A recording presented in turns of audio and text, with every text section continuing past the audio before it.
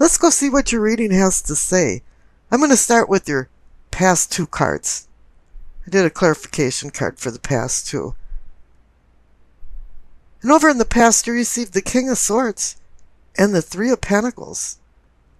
Now, the King of Swords is like a mini emperor. The emperor runs his empire, and the king runs his kingdom with rules and regulations, verbal and written. He's the apex of structure and organization, and evidently that's the way you've recently been running your life. Everything's been in its place. And he's also one that's exchanged his chainmail for a courtroom and makes judgments. And he oversees words and the validity of the words. And what type of accolades or punishment should be weighed with these words. Now the clarification card is the Three of Pentacles. I call this the Architect card. It's about building, construction. And it's also about a lot of people being on the same page and supporting this structure. So your past has been very positive. But in a funny way, it's been kind of somewhat sterile. And you've focused on the more material things and not the spiritual things. And that's where it comes in the base of your spine. You receive the Hermit and the Fool. In your own little private universe, you started to think that maybe you should do some soul searching and some self-discovery. Because that's what the Hermit is about. There's an ethereal aura that you felt was missing, and you wanted to find it. You desired to change your unconscious self. And what better to have a clarification card of the Fool? A journey of self-discovery and where your little mini-universe fits into the big picture. You're looking for enlightenment from the Hermit's lamp and guidance from his staff. Wisdom equals good judgment, and you've had good judgment on the earthly plane in your past. Now you want to have a new awakening, or a reawakening. Something that makes you feel alive again and feel the delight of life. And happy to be alive. You want to find your higher self and open it up like a blossom of a flower. Bring all the energy in. And wisdom is about good judgment. And as you see in the center for the heart of the matter, you see the Judgment card and the Hermit. But I'm getting ahead of myself. Let's go up to the upper cards above the Hermit and the Fool. And for your sacrum and your pelvic for awakening and arousing, you receive the Six of Cups and the World card. Now the Six of Cups is about memories. Childhood memories. And not all of them are good.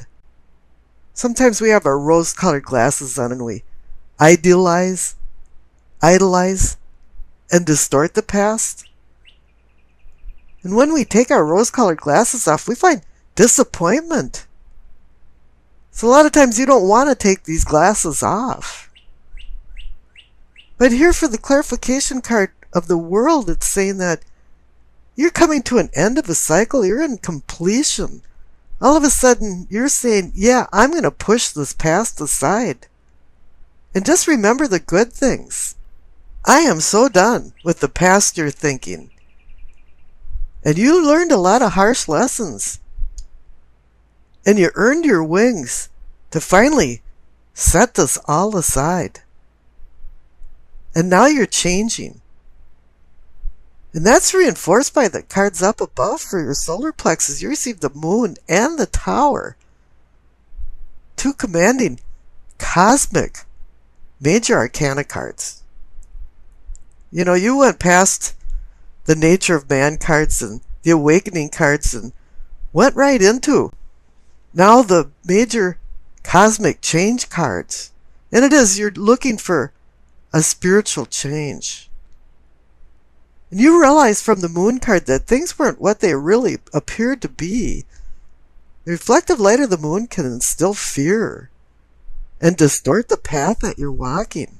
It can give it a dreamy atmosphere of surrealism.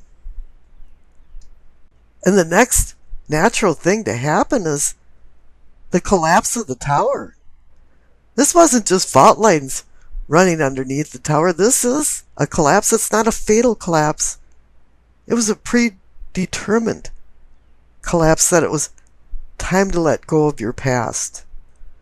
And Libras are always trying to balance things out. And in the past you had a heavy weight on one side for your materialism, but you weren't dealing with your spiritualism. And all of a sudden spiritualism had more meaning to it. You wanted to find a deeper meaning to life. And now you're dealing with your unconscious self and trying to connect it to your conscious foreself. You're trying to make peace in your inner self. And this is reinforced by the center cards for the heart of the matter. You see the Judgment and Hermit. Now you could be judging somebody, but I believe you were more like judging yourself. And the Judgment card is about forgiveness and grace.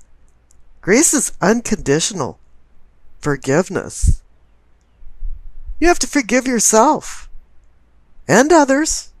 And when you do, this is when you're ready for a rebirth. And being the phoenix that arises from the combustion of a small ball of myrrh. And this is where you rediscover yourself and do a reawakening. Because you see the clarification card, the Hermit, he has his lamp right over Judgment. He's looking for enlightenment. He's looking for the illumination of light. And illumination means enlightenment, spiritual enlightenment in Latin. Your discovery is you. You're trying to balance out the material and the spiritual inside you. Now down at the throat, for communicating and teaching, you receive the Eight of Pentacles and the Page of Swords.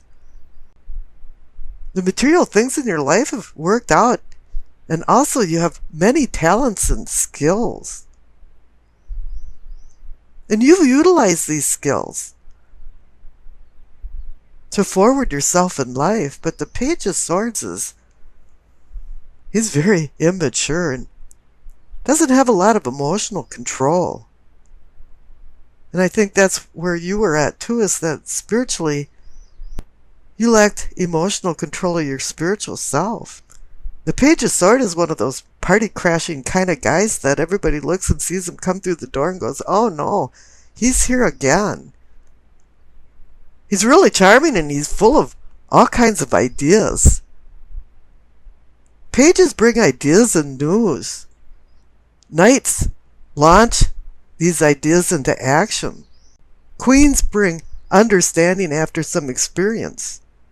And kings assist you in attaining your long-term goals. So now this is kind of indicating that although you're a skilled and talented person, earthly-wise, you're still a neophyte or feeling that way in the spiritual realm. Now up above in your third eye for seeing and envisioning, you receive the Wheel of Fortune and the King of Wands. Now the wheel is on your side. The fates of fortune are on your side. This is a window of time to jump through because it's an auspicious time to take advantage of what the wheel offers. And the King of Wands is about inspiration, determination. He's fire energy. He's the thinker, the problem solver. He can also be the harbinger of spiritual transformation, and that's what you're doing with the Hermit and the Fool. The Wands bring a creative atmosphere into the party. And up above for the crown for knowing and understanding, you receive the King of Cups and the Three of Pentacles. Now you had the Three of Pentacles down in the past. This is the same energy. Down in the past, you've got the King of Swords and the Three of Pentacles, and up here you've got the King of Cups and the Three of Pentacles. We got three kings commiserating here. And as I said, kings assist you in attaining your long-term goals. And you haven't stopped building. But the King of Cups is about controlling your emotions and not being the Page of Swords down there. He's about taking turbulent waters and making them quiescent. And balancing your unconscious inner self with your conscious foreself. He wants you to master your passionate, emotional self for this spiritual renewal. And between the King of Swords and the King of Cups, you want to balance your intellect with your emotions. Now we've discussed the connection between your past and your crown, so let's skip over to the future. And you receive the Seven of Cups and the Ace of Wands. And the Tower collapsed for a rebuilding. It's time for you to make some decisions because the Seven of Cups is about difficult decisions. Right now you have some splayed energy. And it's time to reorganize and be the King of Swords again. But each cup holds a prize or a poison, and you have to be real careful about what you choose. And you have to decide which cups to choose and which to lose. But the clarification card is the Ace of Wands, and it's a cosmic spiritual new beginning. So it's saying, yeah, you'll make the right decisions here. Because the Ace of Wands is saying this is the beginning of a fruitful endeavor for ingenuity, physical challenges, and sexuality. It's like heaven is giving the earthly plane a message of good fortune. And it's time to take on new ventures with passion. And it's time to firmly grip your wand and take control of your life's direction. Let's go over the Two of Wands and see what's going on. Now this is about making your visions into a reality, but you haven't launched anything right now. You're just in the planning stage. And there's choices to be made. You're just shaping these possible visions into ideas and then maybe putting them on the drawing board. This card has a significant possibilities for potential and new opportunities. But you really have to make a decision between whether you want to stay in your comfort zone or change everything and maybe go back out into the world. And you're wondering, is this just a promise and a wing and a prayer? Or is this the real deal? You know, it's like you've got one foot out the door and one still in the doorway. I remember when I was always going to do something, I'd tell my mother that I'd made a big decision. And I was grabbing for the doorknob and she'd go, well, if that's the way you want it. And that was her little guilt trip. Are you sure? Which way are you going? And this card too is saying that you're in a fork in the road. You know, when you see the appearance of this card, it can even indicate that dreams will come true, but you have to go out into the world and start shaking the fruit trees to get the fruit to drop onto the ground. And you know, all two cards indicate decision and planning, partnership and balance. And this indicates a prosperous time for unions, friendships, and alliances. But now you have to prepare for the trip that you're going to be taking before you embark on any voyage. And this card can also say that there's going to be some kind of sudden departures or changes in venue that'll be associated with the choices that you make. Now the Nine of Cups is the wish card. It's about happiness and contentment. I always say curiosity killed the cat and satisfaction brought him back, because that indicates satisfaction and contentment. You know, you've worked hard and kept your eye on the prize and you achieved some of your goals. It's kind of like you're all dressed up and You got a place actually to go. This card indicates good fortune and contentment that overflows into a spiritual realm of inner peace. Life is balanced and everything feels good. This is a time to revel over the joy of life, the thrill of just being alive. You could be attending some social event of the season, and truly there is a lot of things going on in the Northern Hemisphere now that it's gone from spring to summer. There's a lot of graduations and weddings. So really it is time to start going out into the world. That's what the Two of Wands is saying too. Now the High Priestess is a little different than that because instead of the earthly, she's the cosmic. You know, she brings messages down from the cosmos to the earth. And it's really up to you to be vigilant enough to hear her subtle messages because they don't come real boldly. There's not a neon blinking sign going, go this direction. You know, it's really just through dreams and intuition and coincidences, premonitions, things that you really never connected the dots until hindsight, which is 2020, and all of a sudden you look back and says, all of these things were connected. You know, she portends a meditative, reflective time for you to mull over some of the new knowledge that you've acquired from her before you make any rash decisions. Now for the roll of the dice, you received Libra, the North Node, and the first house. The North and South nodes are mathematical points that take into account the relationships between the Sun, the Moon, and the Earth. The North Node of the Moon can be loosely interpreted as the purpose or destiny of your life, and all eclipses occur near the lunar nodes, where the Moon's path crosses the Sun's path in the sky. You know, before I go on, I want to point out that you received Libra in the roll of the dice, and I'm reading for you, Libra. So this is a kind of a double dipping thing. There's going to be some stronger energy involved in this. Now here for the first house that you received, it covers the self and ego, as in me, myself, and I, or me, me, me, me, me, me, me, me, me. Numero uno, or number one, is taking priority right now. But with the presence of the North Node, you invited we to the me party.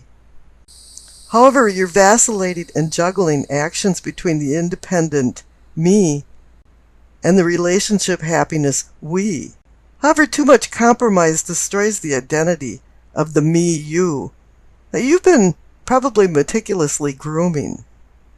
Diplomacy and peacemaking is challenged with selfishness and the me-first attitude that's rearing its ugly head right now. Libra resides in the partnership house, but he booted the we partner out of the house and is now flying on one wing.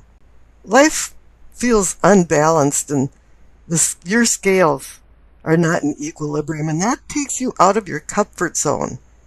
But you have a plan with the presence of the Two of Wands. And if you notice, the High Priestess is also a number 2 card for decisions, balance, and partnership. So okay, the stage is set and the props are in place. And now the Nine of Cups pulls in as a completion card, and it sprinkles good fortune all over this diabolical plan that is burning in the back of your overactive mind. You want to get the we back together again and still have the me feeling comfortable. And in order for you to do this, you need a quick message brought by your sponsor, the High Priestess.